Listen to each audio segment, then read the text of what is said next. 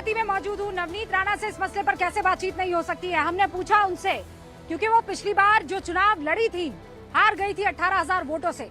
नवनीत राणा ने संविधान के मुद्दे पर क्या कहा, जल्दी से सुनिए और फिर शुरू करते हैं बहस। सारे खास मेहमान हमारे साथ तैयार हैं। कांग्रेस कहती है कि आपकी बी पार्टी है, वो लोग मुसलमानों को इकट्ठा कर रहे हैं, आप लोग हिंदुओं को इकट्ठा कर रहे हो, इन दोनों में आपका फायदा हो जा रहा है और अगाड़ी बेचारी फंस जा रही है, पछाड़ी हो रही देखिए, है। मैं आपको इतना बता सकती हूँ, भारतीय जनता पार्टी एक ऐसा पार्टी है जो सभी धर्म के सभी व्यक्तियों को, सभी समाज को लेके चलने की बात करती है। आज राहुल गांधी ने जब हाथों में संविधान लेकर हर लोकसभा के मंच से उन्होंने आह्वान किया, पर वही बाबा साहेब अम्बेडकर जी के विरोध में, उनके प्रचार में, इलेक्शन में, ऑपोजिशन में खड़े करने वाले भी एक ही पार्टी थी, वो कांग्रेस पक्ष था। तो मुझे लगता है कांग्रेस बंटवारा करती है और भारतीय जनता पार्टी पूरे देश को एक करने में काम कर रही है। तो इनमें और हम में यही फर्क है। लेकिन कांग्रेस सबसे बड़ी पार्टी उभर कर आई है ना लोकसभा चुनावों में। राहुल गांधी बहुत कॉन्फिडेंट हैं और वो अभी भी अपनी वो लाल किताब कॉन्स्टिट्यूशन। झूठ एक ही बार चल सकता है, झूठ का हवा और झूठ का प्रचार वो एक ही बार चल सकता है। इस बार उन्हें खुद पता लग जाएगा कि झूठ की हवा ये उड़ गई है। वो कहते ना, काट की हांडी बार बार नहीं चढ़ती। नवनीत राणा उसी तरफ इशारा कर रही है। हमारे साथ सारे खास मेहमान जुड़ चुके हैं। संविधान पर अब इस बार कौन बाजी मारेगा और कौन पीछे रह जाएगा, महाराष्ट्र के चुनावों में बातचीत करने के लिए अजय आलोक, भारतीय जनता पार्टी के राष्ट्रीय प्रवक्ता, हमारे साथ जुड़ चुके हैं। हमारे साथ इस मसले पर बातचीत करने के लिए संजय गुप्ता यूबीटी शिवसेना से जुड़ रहे हैं और राजू वाघमारे शिवसेना गुट के यानी शिंदे गुट के राष्ट्रीय प्रवक्ता जुड़ चुके हैं। समाजवादी पार्टी से मनोज काका इस वक्त आपको स्क्रीन पर नजर आ रहे हैं और राजनीतिक विश्लेषक, लेफ्ट की विचारधारा को पुरजोर तरीके से सामने रखने वाले विवेक श्रीवास्तव भी आपको इस वक्त स्क्रीन पर नजर आ रहे हैं और हमारे साथ वरिष्ठ पत्रकार अनंत विजय भी आपको दिख रहे हैं और यहाँ पर है हमारे साथ अमरावती की जनता। जोरदार तालियों से एक बार फिर स्वागत यहाँ पर हो जाए, तालियों में कमी नहीं आनी चाहिए। क्या लगता है, संविधान का मुद्दा चलेगा कि नहीं चलेगा, किसके लिए चलेगा? मोदी जी के लिए चलेगा। मेरे हिसाब से तो मोदी जी ही सबसे बेस्ट है और उनके जो जो अनुयायी है, हाँ, वही सबसे बेस्ट है। ऐसा क्यों? ऐसा क्योंकि मैं सनातनी हूँ, मैं सनातन धर्म को मानती हूँ और मोदी जी को कोई ऐसा लालच नहीं दिखता है मुझे। क्या लालच नहीं दिखता है, ये कह रही है मैडम, और वो कह रही है कि इस बार सनातन का मुद्दा चलेगा। बिल्कुल नहीं चलेगा। अभी किसानों का, खेती के जो दाम गिर रहे हैं उसका, उसके बाद में बेरोजगारी का, महंगाई का, ये मुद्दा चलना चाहिए। मुद्दा भटकाने की बात हो रही है। महंगाई, बेरोजगारी, खेती, यही मुद्दे चलेंगे।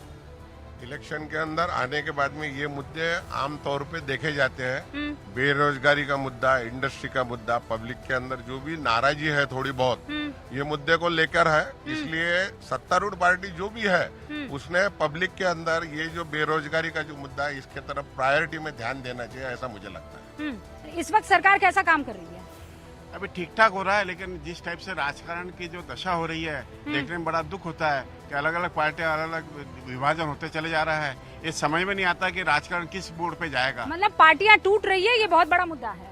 बहुत ही सभी राजनीतिक दल जो है सिर्फ अपने अपने स्वार्थ के लिए बात कर रहे हैं और महाराष्ट्र के हित की बात कुछ भी नहीं कर रहा है और अपनी जो है ध्येय धोरण है वो इम्प्लीमेंटेशन करना चाहिए, वो कर नहीं रहे। संविधान वाला मुद्दा चल रहा है कि नहीं चल रहा? जी मैडम, महाराष्ट्र राज्य जो है वो पुरोगामी विचारधाराओं का राज्य है। शाहू फूले, डॉक्टर बाबा साहेब आम्बेडकर, इनका विचारधाराओं को लेकर साथ में चलने वाला राज्य है और बाबा साहेब अम्बेडकर की देन है कॉन्स्टिट्यूशन। जी यही पिछली लोकसभा चुनाव में हमने देखा कि अब की बार 400 पार का नारा लगाकर उन्होंने कहा था कि कॉन्स्टिट्यूशन शायद बदला जा सकता है।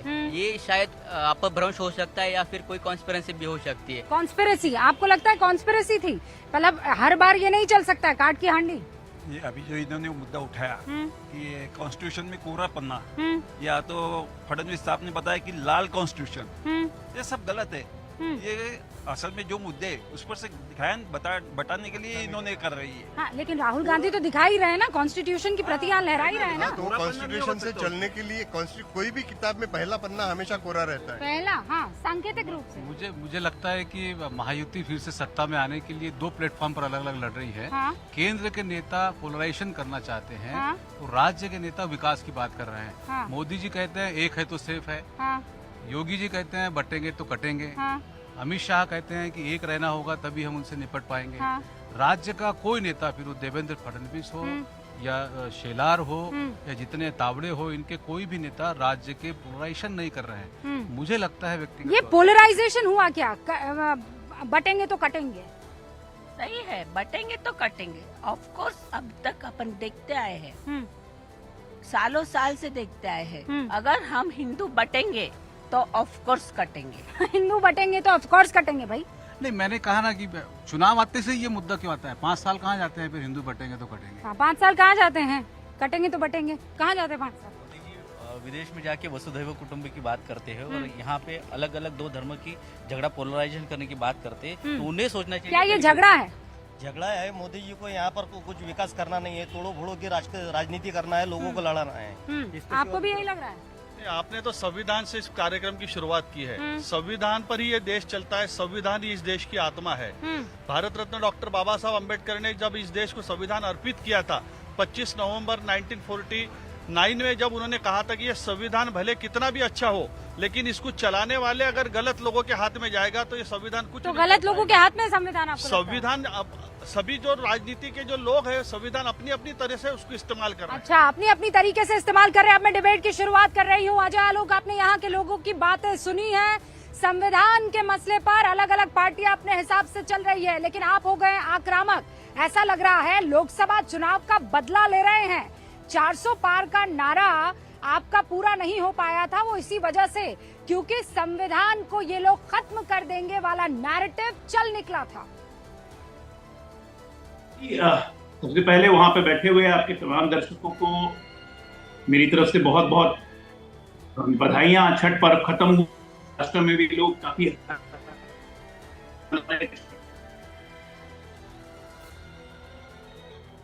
जब हम बात कर रहे हैं यहाँ पे, तो एक बात याद रखना चाहिए कि काठ की हांडी जैसे आप बार बार बोल रही है, बार बार नहीं चढ़ती है।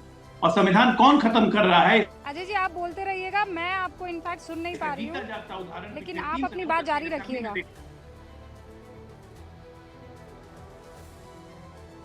हम लोग पिछले 3 दिन से जम्मू सभा में संविधान कौन खत्म करना चाह रहा है, फोन आए, आप अजय आलोक, मैं आपको सुन नहीं पा रही हूँ, लेकिन मैं बीच में इसलिए रोक रही हूँ क्योंकि मनोज काका भी हमारे साथ जुड़ चुके हैं। मनोज